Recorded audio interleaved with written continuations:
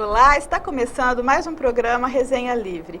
E hoje nós vamos tratar de um tema que está dividindo as opiniões da sociedade, a redução da maioridade penal. Para discutir esse assunto, que é muito polêmico, eu tenho aqui em meu estúdio o Dr. Roberto Farinazzo, que é especialista em direito penal, é advogado criminalista e foi nosso aluno da Unifev. Tudo bem, Roberto? Tudo bem. Já faz tempo que nós estamos ensaiando essa participação entrada. sua. Né? É um prazer poder colaborar. O prazer é meu.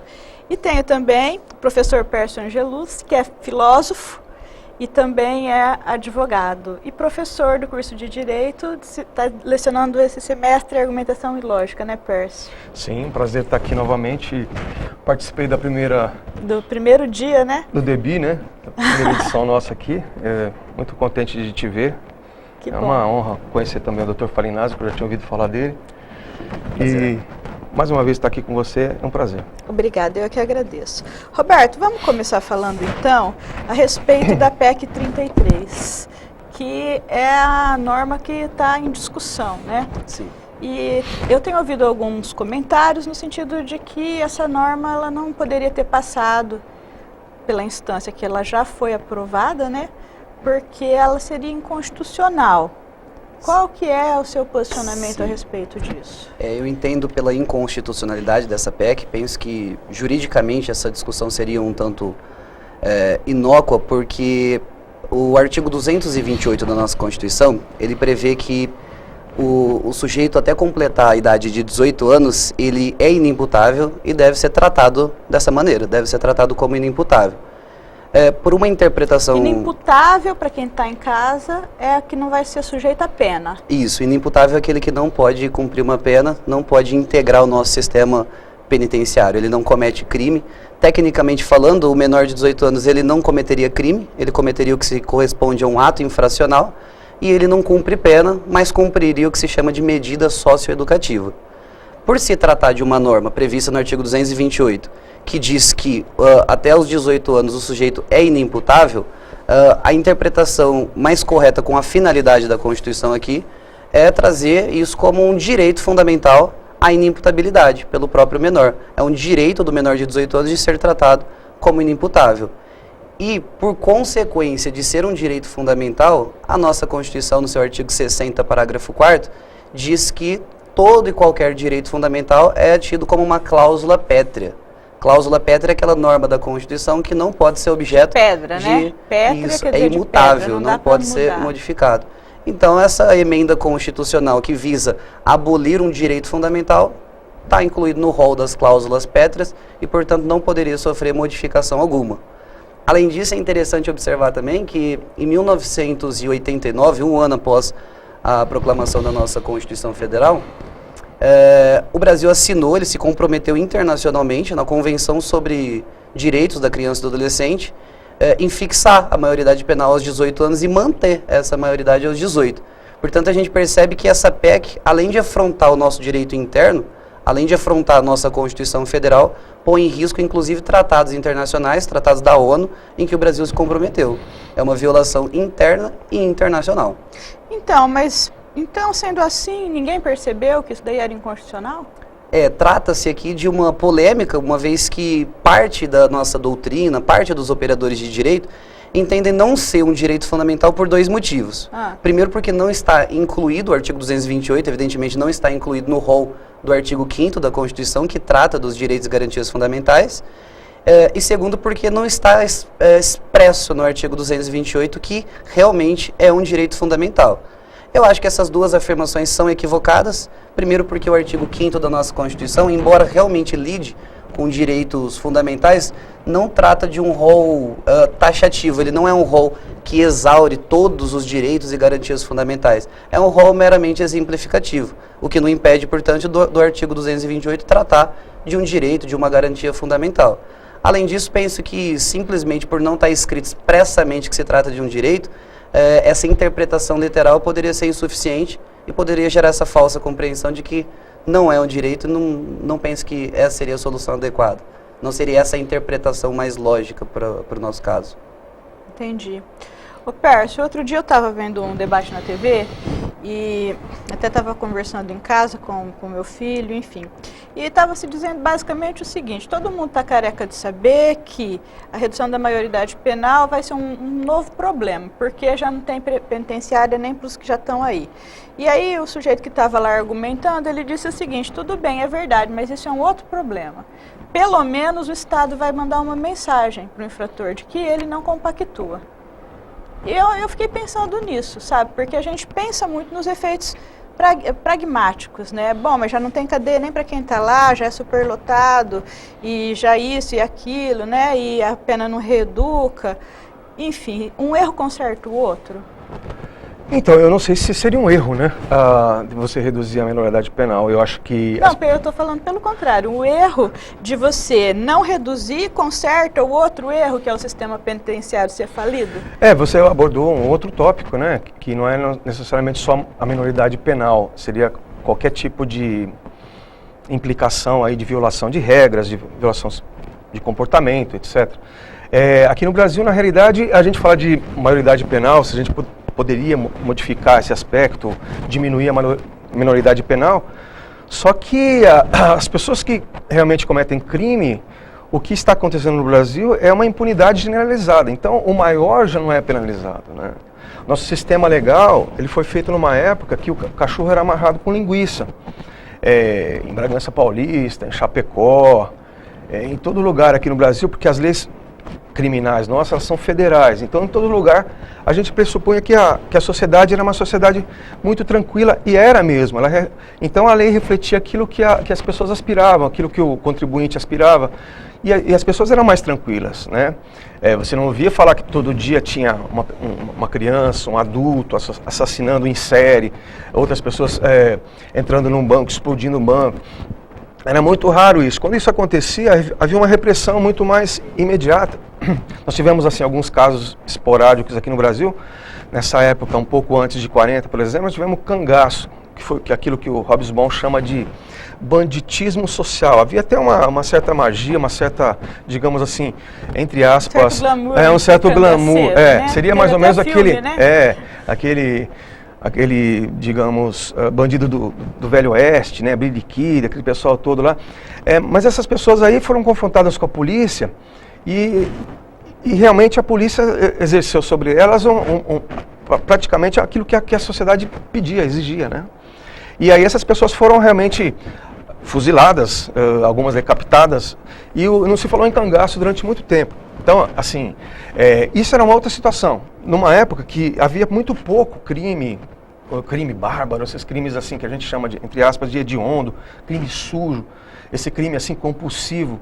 Então, a meu ver, por exemplo, a gente passa por uma fase muito difícil na sociedade.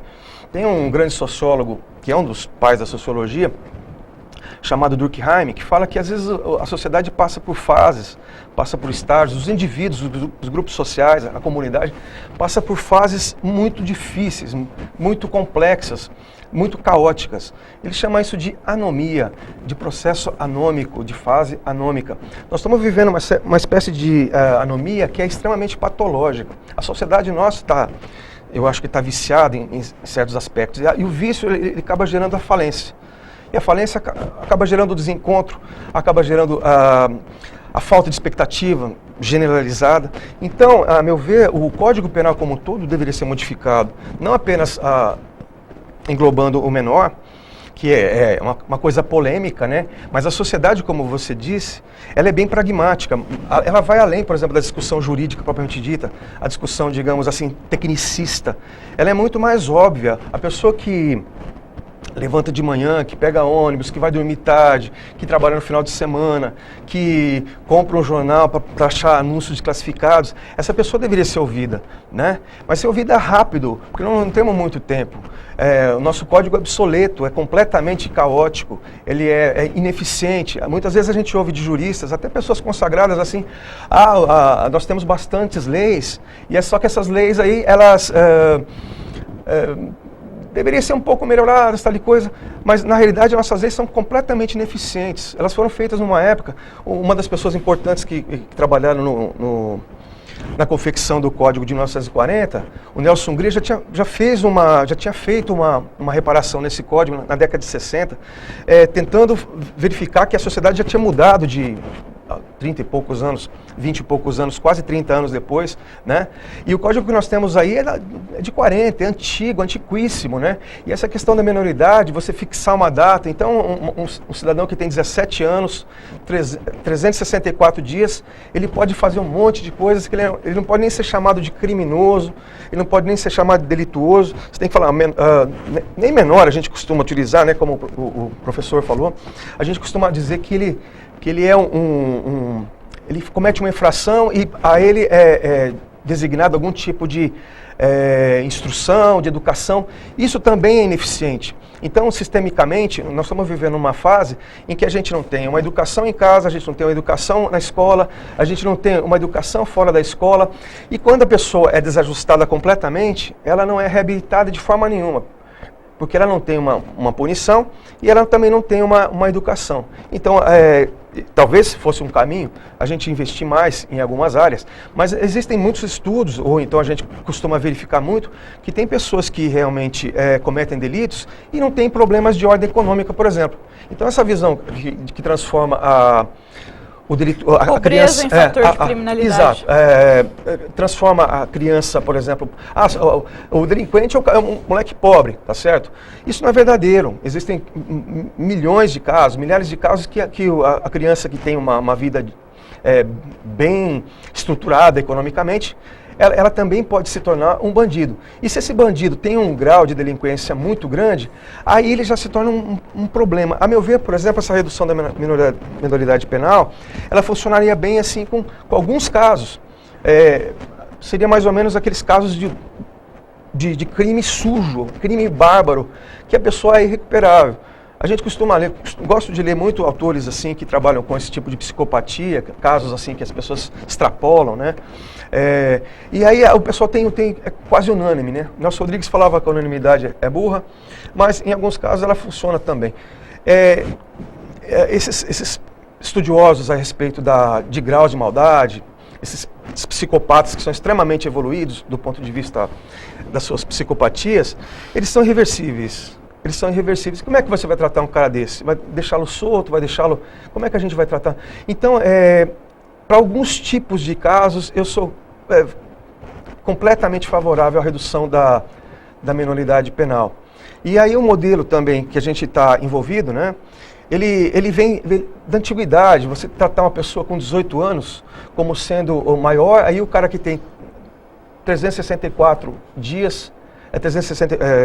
17 anos e 364 dias, ele é incapaz de compreender a sua função na vida, ele é incapaz de compreender que ele tem que trabalhar, é incapaz de compreender que ele tem que estudar, é incapaz de compreender que ele tem de respeitar o seu professor, de respeitar o guarda, de respeitar a senhora que está passando na rua, de respeitar o patrimônio dos outros.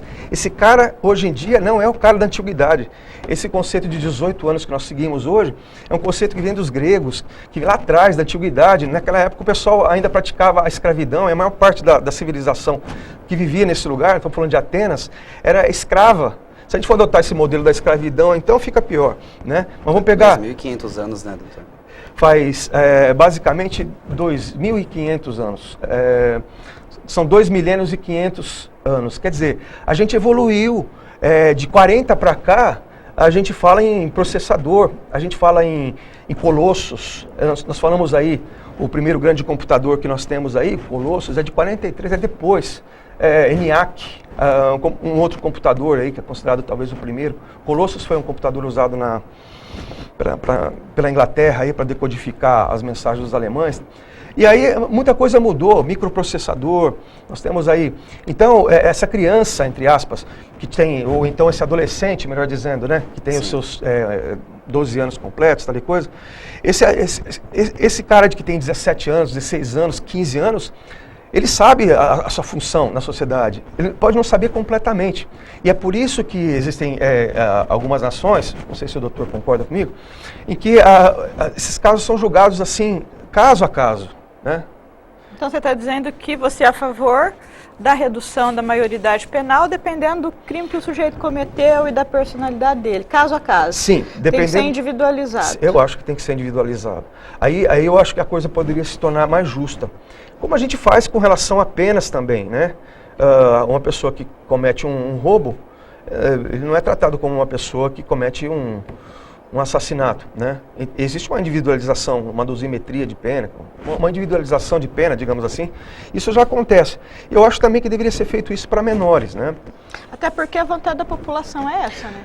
Então, a gente tem estatísticas, hoje mesmo eu procurei uma estatística, em torno de 90% da população é favorável à redução, né, Roberto? Sim. Ocorre atualmente um clamor público no que se refere à redução da maioridade, mas eu discordo dessa necessidade Isso não esvazia seus argumentos. De respeito a esse clamor público. É claro que as leis, elas são pautadas sim no que a sociedade pede, no que a sociedade necessita, mas eu penso que o clamor público ele pode gerar o que se chama de direito penal emergencial. Não sei se o doutor já ouviu falar, um direito penal um pouco feito às pressas, que não raras vezes acaba por desrespeitar direitos e garantias fundamentais. Que seria um retrocesso. Então, que seria um retrocesso jurídico.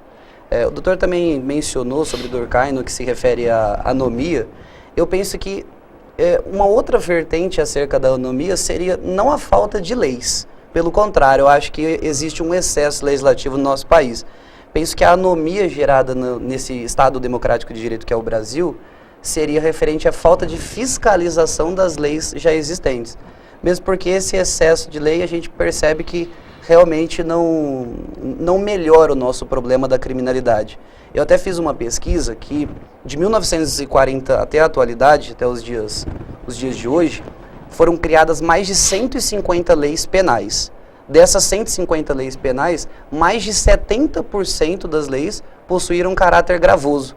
Mais de 70% das nossas leis, quer dizer, em simples palavras, que era para endurecer o sistema. Sim, o nosso tornar penas mais graves. Muito diferente do que aparenta na sociedade, as nossas leis são cada vez mais severas. Mais de 70% cultivaram um caráter mais rígido, prejudicaram a situação do réu do nosso país, e a gente percebe que isso não reduziu, pelo contrário. Nossa criminalidade aumentou, são ineficazes. Não se resolve criminalidade com meios repressivos. Eu penso que o nosso maior problema é a causa e não o efeito, e não a consequência. Então, penso que a criminalidade aumentou exponencialmente, mesmo, não obstante, o aumento significativo de nossas leis penais. Entendi. Mesmo porque boa parte dessas leis surgiram desse direito penal emergencial, desse direito penal feito às pressas, que inobserva nossas garantias, direitos fundamentais. Que é a mesma coisa do direito penal do inimigo? O direito penal do inimigo, não necessariamente ele é feito às pressas, mas é um direito penal que proclama pela inobservância de um direito fundamental individual para visar garantir uma supremacia de um interesse público, digamos assim. Significa, em outras palavras, que quem é traidor da pátria por se tratar de um criminoso nato, não merece o respeito aos seus direitos individuais na íntegra. Que seria o que se propõe no caso de um menor infrator que seja irrecuperável. Penso que é um resquício de um direito penal do inimigo. Na teoria que o Pérez está defendendo, quando a pessoa realmente não tem conserto, então ela não merece. Ela tem que ser realmente excluída das relações sociais porque ela não tem recuperação. Você sempre é mediador aqui, mas eu sei que você é uma pessoa muito instruída, que tem suas convicções, estuda muito, prestes a concluir seu doutorado. Enfim, gostaria de perguntar para você a sua opinião a respeito disso, porque você citou a questão da participação popular, né? Os índices são altíssimos, isso não é uma coisa que as pessoas ficam fazendo campanha. Tem algumas questões, essa questão que envolve a vida, doutor, eu acho que quando envolve vida, segurança, quando envolve família, quem tem que ser consultado é realmente a participação popular, porque se o povo não servir para isso, ele não pode ficar apenas assim, em si mesmado ali, deixado a decidir apenas se ele vai eleger um presidente, um representante, mesmo porque esse pessoal não tem uma perfeição de conduta, vamos dizer, 4 anos, 5 anos, 6 anos seguidos. As pessoas têm que ser ouvidas ao longo desse processo também, porque elas se sentem esquecidas ou excluídas, a meu ver. Eu não sei qual que seria, digamos assim, a solução. É claro que a gente sabe que existe um monte de leis. E quando eu falei desse vazio, quando eu falei dessa falta de perspectiva, é óbvio que eu estou falando desse excesso também. Nós temos um excesso de leis. O problema é que essas leis, pelo menos o que passa para a gente, o que a gente sente no dia a dia, elas são ineficazes, né? Então a questão da anomia não é falta de leis, ela pode ser um excesso de leis também. Só que elas não são operantes, né? Elas são completamente inoperantes. Não são fiscalizadas. Não são fiscalizadas, como você mencionou, e também concordo com isso, né? Mas eu acho que a população, que é a parte bem envolvida, quem corre o risco, quem tem o medo, quem sente angústia, o desespero, a sensação de impotencialidade, ela é, digamos assim, distribuída, ela é democrática. E nesse sentido, então, que a gente não deve ficar deixado de lado. A comunidade tem que participar disso. Se existe uma aspiração muito forte, eu não acho que ela é gratuita. Ela vem de encontro àquilo que as pessoas estão sentindo no dia a dia. Pagam os seus impostos, aí tem a sua casa depredada, tem o seu carro furtado e as coisas não andam. Se esse problema é um aspecto econômico, isso aí são questões assim de outra ordem, elas devem ser solucionadas também rapidamente. Mas assim, essa questão da prevenção, ela deve vir junto com a questão emergencial, né? A gente não pode deixar de lado, a meu ver, essa questão de você punir, de você segregar, mesmo que temporariamente, uma pessoa que é perigosa para a sociedade. Eu digo isso não necessariamente como um estudioso de leis, estudioso de sociedades distantes, sociedades históricas que passaram para a posteridade aí, mas assim como cidadão, né? Se eu vivesse numa sociedade que eu pudesse transitar normalmente, que eu não tivesse tido acontecimentos envolvendo delinquentes ou delituosos, que os juristas gostam de chamar infratores, bandidinhos mesmo, eu simplesmente falei, não, os coitados têm que ser protegidos completamente. E se a nossa legislação está sendo insuficiente, é justamente isso que tem que ser feito. Eu acho um debate para poder mudar as coisas. Se for economicamente, se for penalmente, se for prisionalmente, mas tem que ser feito alguma coisa rápido, né? A sociedade nossa, acho que tem essa aspiração, tem medo, né? Não é um medo gratuito, que de repente a pessoa assiste um programa de TV e aí o repórter fica falando, matou. Não, a morte é uma coisa verdadeira, é uma coisa que incomoda, né? Sequestro, quem morreu, né? Isso a gente não... sequestro relâmpago, né?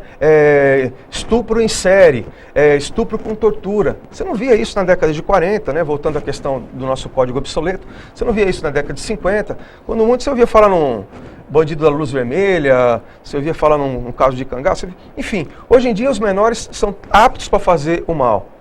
E aí, eles não seriam aptos para fazer o bem? Se eles são aptos, eles têm discernimento, eu acho que deve ser julgado caso a caso. Se esse cara for extremamente perigoso, a meu ver, ele deve ser segregado, ele deve ter um tipo de tratamento diferenciado, obviamente, no lugar onde ele vai cumprir a sua medida socioeducativa, ou então a sua educação, ou então a sua profissionalização, mas ele deve ser tratado com muito carinho e com muita dureza também, mais rápido, né?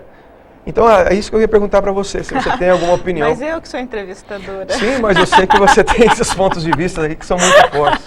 Eu vou falar então, mas nós vamos para o nosso intervalo, que o tempo já estourou no retorno aí, então eu falo como é que é.